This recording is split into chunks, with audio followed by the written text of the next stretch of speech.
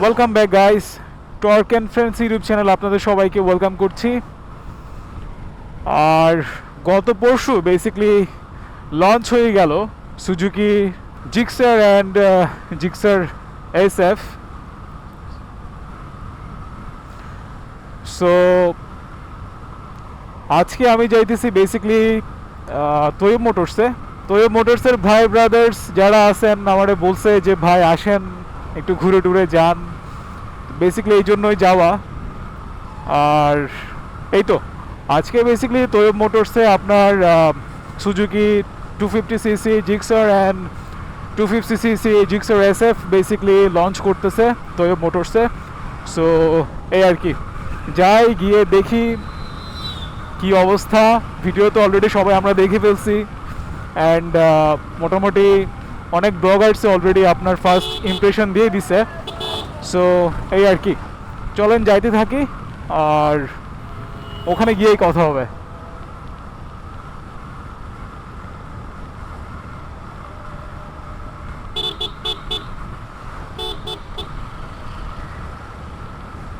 চারটা বাজে ইভেন্ট শুরুর কথা, আই মিন লঞ্চ প্রোগ্রামটা শুরুর কথা অলরেডি 3:48। আমি একটু লেট করে বের হয়েছি কারণ আজকে ইলেকট্রিসিটি একটু ঝামেলা করছিল আর আমার ডিভাইসের ব্যাটারিগুলা কি বলবো আউট অফ চার্জ ছিল। সো এই জন্য একটু লেট করে বের হওয়া। আমি চলে আসছি, আর হয়তো 5 মিনিটের মতো লাগবে। কালকের ওয়েদারটা খুবই গ্লুমি ছিল আর আজকে দেখেন কি সুন্দর ফকফকা রোদ। এরকম রোদ না হলে মানে সানি ওয়েদার না হলে আসলে ভিডিও করে মজা পাওয়া যায় না। আমার 360 ক্যামেরাতে খুব একটা চার্জ থাকার কথা না, আমি ফুল চার্জ করতেই পারি নাই। অ্যাকশন ক্যামেরার একটাতে একেবারে ফুল চার্জ, যেটা অলরেডি আমি লাগাই রাখছি, আরেকটাতে মনে হয় অর্ধেক হবে আর কি। আমার মনে হয় এনাফ, রাইট? অত বেশি চার্জের দরকার হবে না কারণ বেশিক্ষণ তো ভিডিও করব না। বল আমি চলে আসছি, যাই রিমন ভাইদের সাথে কথা টথা বলি, কি অবস্থা জিগাই। ওরা আছে নাকি চলে টলে গেছে? আছেই তো মনে হইতেছে।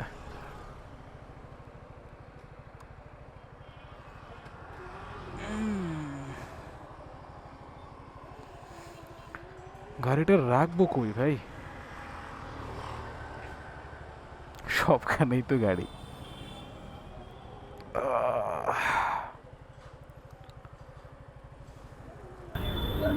সো বেসিক্যালি আমি আছি হচ্ছে এখন তোয়ো মোটরসের শোরুমে। আর আজকে এখানে যেটা হচ্ছে, এখানে আসার মানে মূল রিজনটা তো আমি আস্তে আস্তে বলে দিচ্ছি অলরেডি।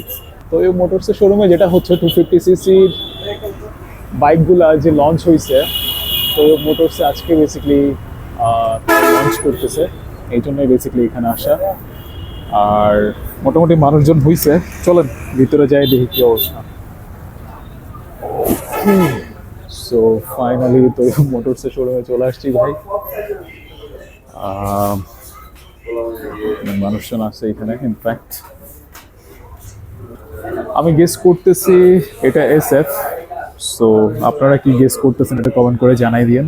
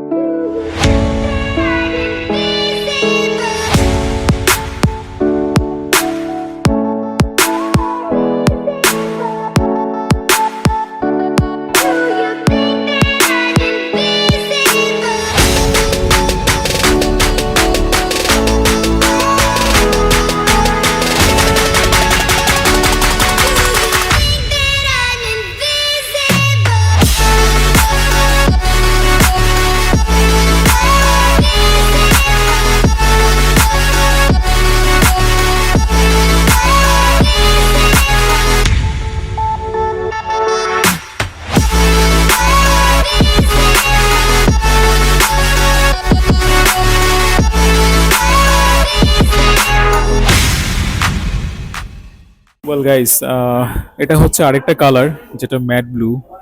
অ্যান্ড লুক ওয়াইজ কি বলবো ভাই, বাইকটা সেরা ভাই। আহ, অস্থির, আমার ভাই অস্থির লাগছে। জোস একটা বাইক, এক কথায় অসাধারণ একটা বাইক। নাইস। এই বাইকের মধ্যে আসলে যেটা আমরা সবাই জানি 250 সিসির একটা ইঞ্জিন, যেটা বেসিক্যালি আপনাকে ম্যাক্স টর্ক দেয় হচ্ছে 7300 RPM এ 22.2 নিউটন মিটার। আর অয়েল কুলড বেস একটা ইঞ্জিন, অ্যান্ড সবাই জানি আমরা এটা এফআই। আর 6 স্পিড আপনার গিয়ার বক্স দেওয়া হয়েছে এটাতে। Instrument console totally fully digital. Well guys, এটাতে বেসিক্যালি আপনি ফ্রন্ট টায়ারটার সাইজ হচ্ছে আপনার 110/70 সেকশনের, অ্যান্ড রিয়ার টায়ার যেটা আছে সেটা হচ্ছে আপনার 150/60 সেকশনের। And yeah, it's a nice bike. And রিমটাও টোটালি কি বলবো, নিউলি ডিজাইনড। রিমটাও জোস। ও ভাই ভাই ভাই ভাই, প্রথমে যে লুক, কিছু বলার নাই ভাই। প্রথম কথা হইতেছে, একটা 250 সিসির বাইক চালাইতেছি, ট্রাস্ট মি, আমার ওই ফিলটাই আমাকে দিতেছে। একটা 250 সিসির bike, damn man, engine sound ভাই, ইঞ্জিন সাউন্ডটা এতটাই স্মুথ ভাই, আমার বলার কিছু না। আমার পেছনে কিন্তু রিমন ভাই আছে, রিমন ভাই বলতেছে ভাই আসতে, ভাই আসতে, নতুন গাড়ি ভাই, তাই না রিমন ভাই? ভাই trust me, it's an amazing bike. আমার থেকে সবচেয়ে বেশি ভালো লাগতেছে এটার মিটারটা। আর এটা কিন্তু ডুয়াল চ্যানেল এবিএস। রিমন ভাই চালাবেন? অবশ্যই, আবার জিগায়। ওয়েল, পিলিয়ন সিটটা মোটামুটি একটু হার্ড, রাইডিংটা বেশ কমফোর্টেবল। আর ডুয়াল চ্যানেল এবিএস হওয়ার কারণে ভাই এটা যথেষ্ট পরিমাণে কি বলেন, ব্রেকিং বাইকটা অনেক জোস। যেরকমটা আমরা সবসময় দেখি, পিলিয়ন সিটটা অলওয়েজ হার্ড। ইয়া, সো রাইড করে যেরকম মজা পাইছি, পিলিয়ন হিসেবে বসেও মোটামুটি একটা ফিল আসছে যে না 150 সিসির মতোই পিলিয়ন সিটটা করছে। বাট ওভারঅল ইঞ্জিনের যে বেসিকলি কি বলবো, এটার যে পাওয়ার, এটা আপনি যখন বাইকে বসতেছেন তখনই কিন্তু ফিল করতে পারতেছেন এটার পাওয়ার। কাইন্ড অফ কি বলে, beast. Yeah, you heard it right, it's a beast. Well guys, আমি এখন আছি হচ্ছে সুজুকি তোয় মোটরসের শোরুমে। আর আজকে তোয় মোটরসে বেসিক্যালি লঞ্চ হয়ে গেল 250 সিসির যে নতুন বাইকগুলো আসছে সেগুলো। আর আমার সাথে এখন আছে বেসিক্যালি হাসান ভাই। হাসান ভাই, কি অবস্থা, কেমন আছেন? আছি ভালো ভাই, ভালো আছেন? জি ভালো আছি।